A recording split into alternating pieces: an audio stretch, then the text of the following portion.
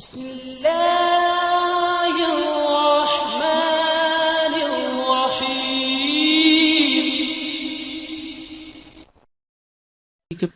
سجدہ تلاوت والی آیات سے سجدہ کیے بغیر نہ گزرنا. عقبہ بن عامر کہتے ہیں کہ میں نے رسول اللہ صلی اللہ علیہ وسلم سے کہا، اللہ کے رسول کیا سورہ الحج میں 2 سجدے ہیں؟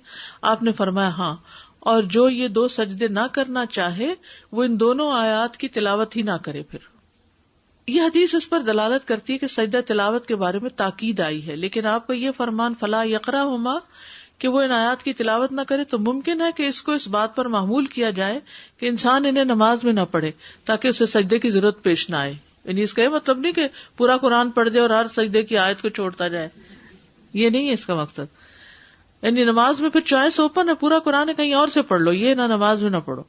اور اگر انہیں نماز سے ہٹ کر پڑھے گا تو یہ امر مطلوب ہے کہ انسان پورا قرآن پڑھے، لیکن یہ بات کہ پہلے وہ نماز میں ان دونوں سجدے والی آیات کو منتخب کرے پھر سجدہ نہ کرے، تو ایسا کرنا مناسب نہیں.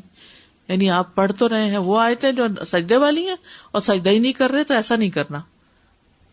یا آپ کا مقصد یہ تھا کہ اس کی اہمیت بہت ہے اور اس میں تاخیر نہیں کرنی چاہیے.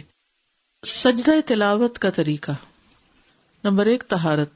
اس میں کوئی شک نہیں کہ زیادہ افضل یہی ہے کہ انسان وضو کر لے، یعنی وضو سے ہو. لیکن اگر وضو نہیں تو سجدہ نہ چھوڑے، سجدہ کر لے. سجدہ تلاوت کے لیے طہارت کی شرط نہیں لگائی جائے گی، کیونکہ انسان جنابت کے علاوہ تمام حالات میں قرآن پڑھ سکتا ہے، اور اگر سجدہ کی آیت آ جائے تو وہ سجدہ کرے گا، خواہ وہ طہارت کی حالت میں ہو یا نہ ہو. قبلہ رخ ہونا ممکن ہو تو قبلہ رخ ہو جائے، لیکن اگر مشقت ہو اس میں نہ ہو پائے تو جدھر بھی رخ ہو سجدہ کر سکتا ہے انسان. لیکن مسنون طریقہ یہی ہے کہ اگر ممکن ہو تو سجدہ تلاوت کے لیے قبلہ رخ ہوا جائے. امام زہری کہتے ہیں کہ اگر تم حالت اقامت میں سجدہ کرو، یعنی گھر پہ ہو، مسجد میں ہو، تو قبلے کی طرف رخ کر کے کرو، اور اگر تم سوار ہو تو پھر جدھر تمہارا رخ ہو اس میں تم پر کوئی مواخذہ نہیں. تکبیر کہنا. ابو قلابہ اور ابن سیرین سے مروی ہے، ان دونوں کا کہنا ہے کہ جب آدمی نماز کے علاوہ سجدہ تلاوت کرے گا تو اللہ اکبر کہے گا. ٹھیک ہے، آپ قرآن پڑھ رہے ہیں، پڑھتے پڑھتے آیت سجدہ آ گئی تو آپ کیا کریں گے؟ اللہ اکبر کہہ کے سجدے میں جائیں گے. لیکن بعد میں سلام کی ضرورت نہیں. جب سجدے سے سر اٹھائیں گے تو سلام نہیں کریں گے، اور یہ ایک ہی سجدہ ہے، 2 نہیں ہے. سجدہ سہو 2 سجدے ہیں، لیکن سجدہ تلاوت 1 سجدہ ہے. سجدہ تلاوت میں سلام کرنا مشروع نہیں. ابن تیمیہ کہتے ہیں سجدہ تلاوت اور سجدہ شکر کے بارے میں کسی ایک نے بھی نبی صلی اللہ علیہ وسلم یا صحابی سے یہ نقل نہیں کیا کہ ان میں سلام بھی ہوگا، اور نہ ہی صحابہ سلام پھیرتے تھے. ٹھیک، یہ ہے نماز کے باہر سجدہ تلاوت کا طریقہ. نماز کے اندر سجدہ تلاوت کا طریقہ. تکبیر کہہ کر سجدے میں جانا. سجدہ تلاوت میں جانے اور اٹھنے کے لیے تکبیر کہنا. مثلا آپ نے سورت اذا السماء انشقت پڑھی ہے تو سجدے والی جگہ پہ پہنچ کے آپ اللہ اکبر کہہ کے سیدھے نیچے چلے جائیں گے. سجدے میں رکوع نہیں کریں گے، ڈائریکٹ سجدہ کریں گے. اور جب سجدہ کر لیں گے تو اٹھتے ہوئے پھر کیا کہیں گے؟ اللہ اکبر کہیں گے. اگر سورت کے آخر میں سجدہ ہو، مثلاً کون سی سورت؟ سورت علق، تو پھر کیا کریں گے؟ اگر سورت کے آخر میں سجدہ ہو اور مزید تلاوت نہ کرنی ہو تو پہلے سجدے کے لیے تکبیر کہی جائے گی، سجدہ تلاوت ادا ہوگا، پھر تکبیر کہہ کر اٹھا جائے گا، اور کھڑے ہو کر رکوع کے لیے تکبیر کہہ کے رکوع پہ جایا جائے گا. یعنی یہ سجدہ الگ کیا جائے گا اور پھر کھڑے ہو کے رکوع کر کے دوبارہ پھر وہ سجدے اور آگے نماز کنٹینیو کی جائے گی. واضح؟ اوکے. ابن عثیمین کہتے ہیں نماز میں سجدہ تلاوت بالکل اسی طرح ہے جیسے نماز میں عام سجدہ ہوتا ہے. کیسے ہے؟ جیسے عام سجدہ ہوتا ہے نماز کا، ویسے ہی سجدہ تلاوت ہے. نہیں سمجھ آئی؟ جیسے نماز کا سجدہ کرتے ہیں ویسے ہی سجدہ تلاوت ہوتا ہے. اب سمجھ آ گئی؟ اوکے.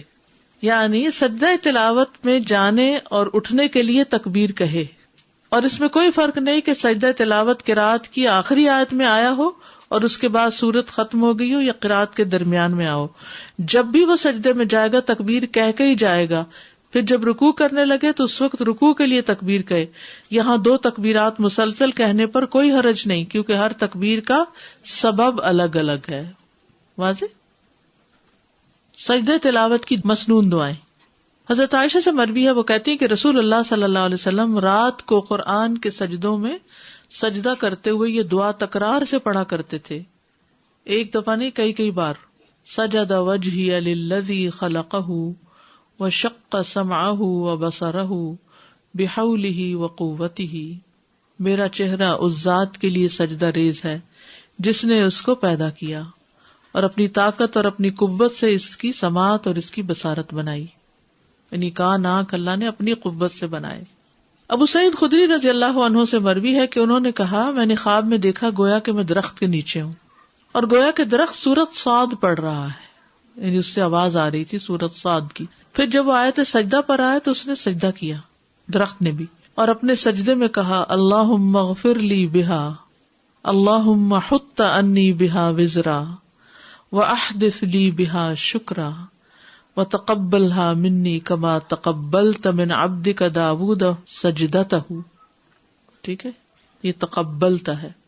اے اللہ اس سجدے کی وجہ سے مجھے بخش دے، اے اللہ اس کے ذریعے میرے بوجھ دور کر دے.